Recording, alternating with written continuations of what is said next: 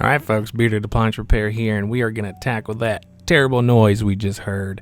This is a Maytag dryer, fairly new, it's probably about 6 years old or so, and it's a little frustrating to get this thing apart. So what we're going to be doing is, getting in there, inspecting some rollers and the idler pulley and everything. You just got to take this stuff off before we can get to it. So get yourself a 1/4 inch nut driver and a drill just like this. And also use a really cool angle tool here, so I don't have to move this thing. One thing I do, guys, is if I don't have to move something, I try not to. So I buy tools to help me with that. So this angle tool helps me get these screws here. But there's 2 panels back here that we're getting off.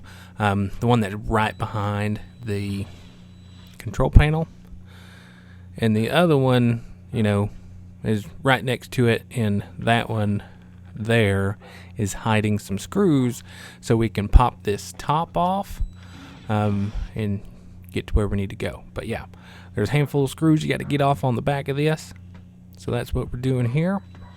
Then once we get that off, I'll show you the screws that we need to get off to actually remove the top. But there's the first panel. The second panel will come right off too.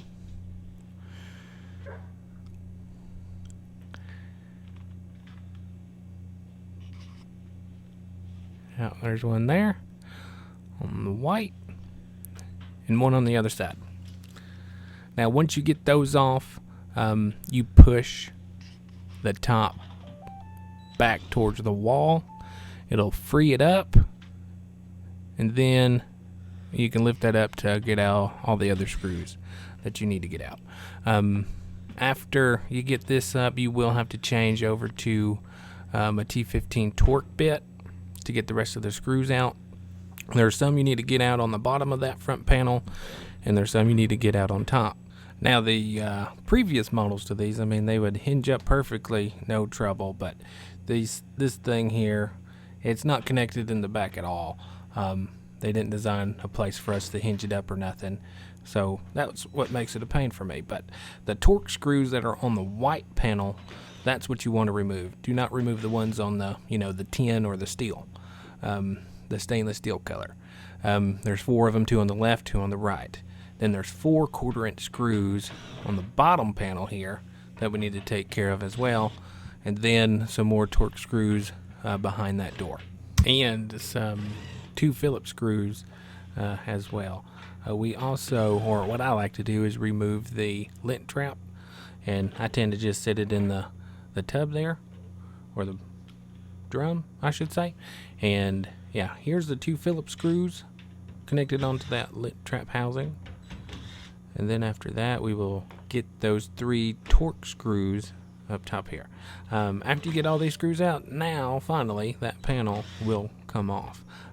You will have to disconnect some wiring as well, so get yourself a little pick set.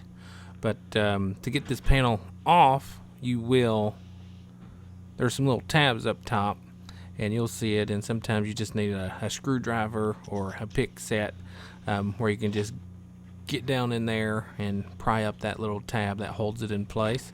And the tab I'm talking about is right underneath my wrist, but a pick set works great. Yeah, right there, that little tab. There's one on the left, one on the right. Sometimes you just need to pry it up, but pick sets, they work great for that, along with getting that wire harness disconnected. Once you get all that panel should come off, and we got a little bit more work to do before we get to where we need to go, because we need to get that whole drum out to get to the rollers and idler pulley and everything. And it's just a little bit of a job. They did not design this to be taken off as easy as they have in the past.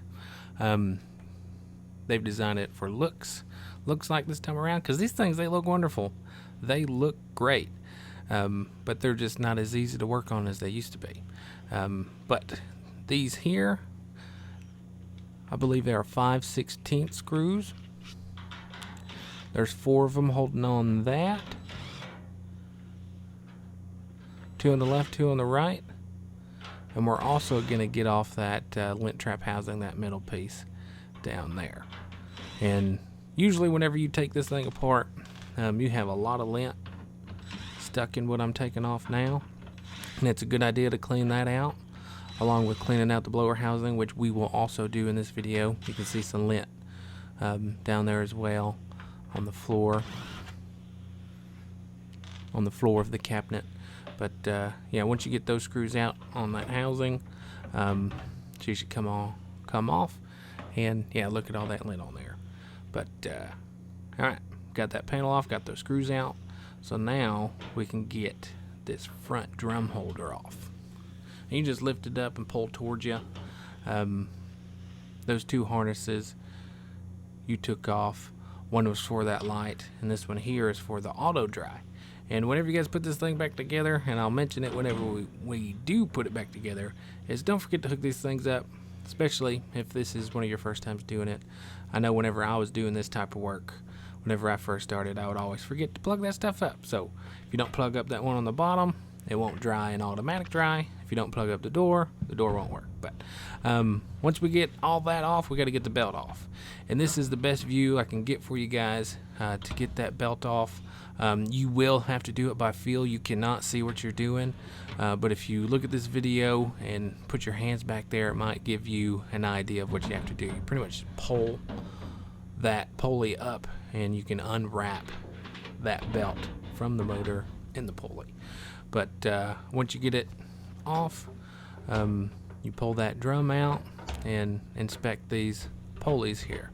That idler pulley is stuck, and that's likely what the noise is. You can even see some wear from the belt on that pulley. And here's the rollers. The kit that I'm going to be replacing today, it comes with 4 rollers, an idler pulley, and a belt.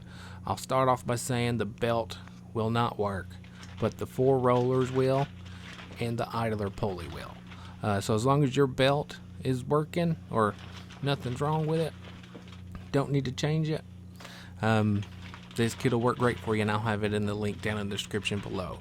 And also, guys, get OEM parts whenever it comes to these. If you don't, you're gonna have to get some sandpaper, and you're gonna have to shave those shafts that hold on those rollers down. Otherwise, you're gonna be stuck just like they are now. They're not. Get OEM parts. It's a lot easier. You might spend a little bit more money, but it'll save you some time, save you a headache in the future. These parts, they're not too expensive when it comes to OEM anyways. But yeah, we're going to be replacing those 4 rollers in that idler pulley. This unit actually has 5 rollers on it, so I'm going to replace the ones that have the most load on them, so the 2 on the back and then 2 of them on the front. We're going to get to that, but after that, or before that, we are going to take care of this idler pulley. And you can see how stuck it is. So what happens, that is definitely the cause of that squeal right there. And once you get that off, you just want to clean it up as much as you can. You know, get that gunk off and get it on there, see if she spins real nice. And what you want is it to spin freely. I mean, if you have to, you can clean it up with some sandpaper like this.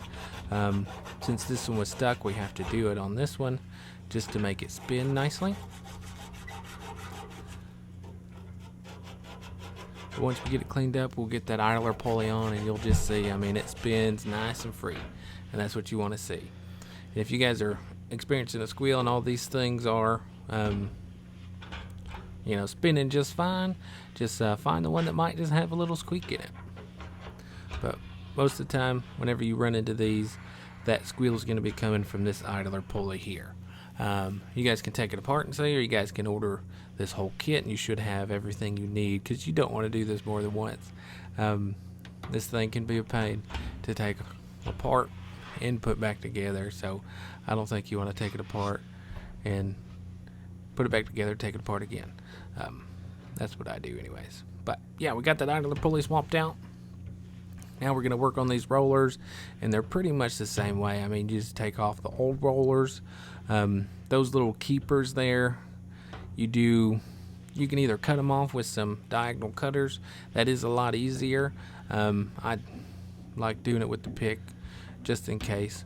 But the new kit that comes with all this stuff, it comes with those keepers. So if you guys want, make it a little bit easier, you can just cut them off. Clean them up, put the new rollers on, and yeah, that will take care of the squeal noise. It's just a time-consuming process doing all these. I'm gonna let you guys watch what I do for a little bit. We'll chime in a bit.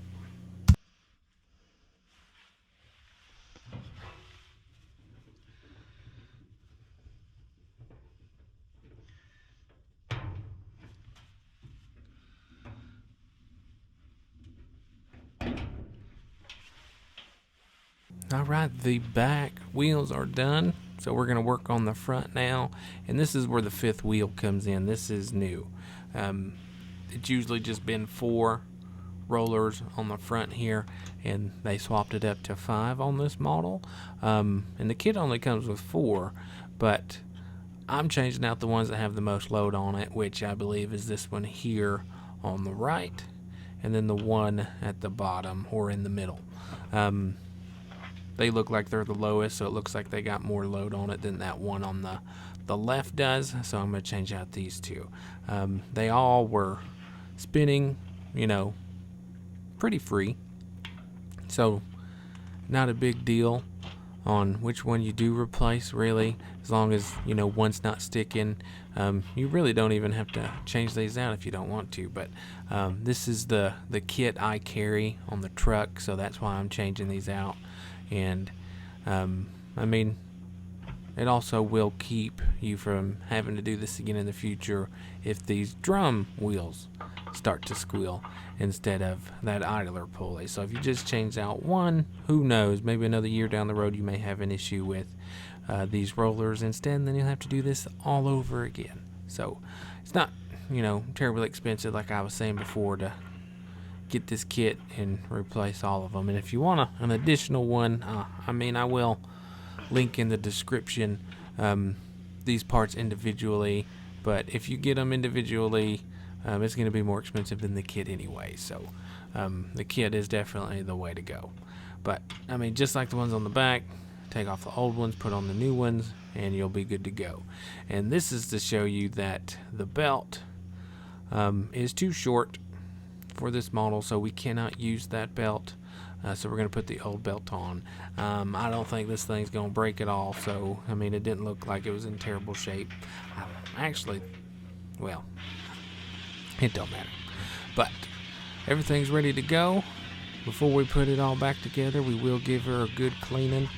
This is very important whenever you guys get into these dryers, guys.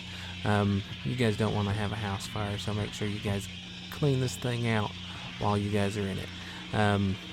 That blower housing, the housing for the lint trap, and then all the other lint on the bottom near that element, because that element gets hot, and if that lint gets up in that element, I mean, it's just gonna catch fire. I mean, that's what it's gonna do. So clean out that lint as much as you can, then you can put her back together, and yeah, peace of mind. Having a lint-free dryer, or cleaning up most of the lint anyways, will give you some peace of mind knowing that that dryer's clean and you shouldn't have an issue with the fire. So clean her up, get that drum back in there, and this will be a nice view for you to see what it looks like to put the belt back on. So there's that pulley. You lift it up, have the belt around that pulley, and wrap it around the motor. And that's it.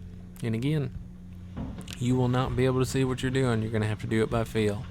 So hopefully this video here will help you do that. It's the best angle I can get for you guys. It's just backwards. But anyways, belt's on, drum's on. It's time to put everything. Oh, and she's nice and clean too, so now it's time to put it all back together.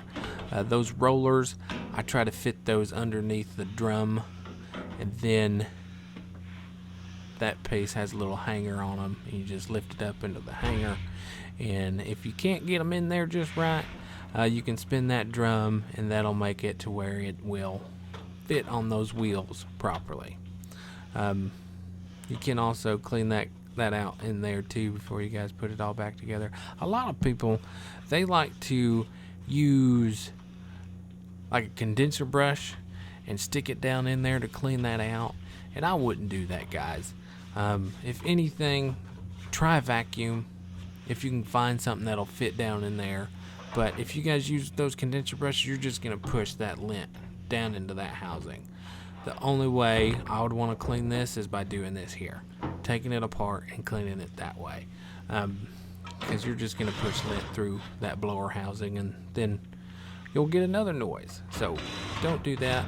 If you guys want to clean it, take it apart, or just leave it alone until you have an issue and clean it out then. But I should say this too while I'm here. While you guys are watching this thing get put back together, you guys want to clean this out once a year. That's what's recommended. If you can get in there once a year, just give her a quick vacuuming. That'll save you, from having a house fire and, like I was saying before, peace of mind on not having a house fire due to your dryer. These things can be dangerous, especially if you run them while you're not at home. So don't run them at home, or don't run them while you're not at home, and or while you're sleeping, and make sure you clean them out once a year. So that's what you want to do. I know a lot of folks don't do that, but that's what you want to do. And again, remember to hook up all the wiring you guys took off while you're putting it back together, just so you don't have to take it all apart and put it back, or hook the harnesses back up. And you'll know, because after you're done, you plug it back in, you do want to give her a test, make sure that, for one, that noise is gone, and then to make sure everything else is working. But yeah, we're continuing to put this back together. You got to route those harnesses through that little hole that they came out of. I know I don't have a good angle there, but if you guys are doing this yourselves, you guys will see that hole that it comes from, and you just push it back through that hole. Yeah, and then all those screws, those 4 up top. Oh, harnesses, don't forget the harnesses. But yes, after the harnesses, you got, the screws on the bottom, the screws that are around the lint trap area, the 3 torque screws above the drum on the front, and then the 4 screws on top to get those panels back on. So yeah, we're going to do that, then we'll chime in a few.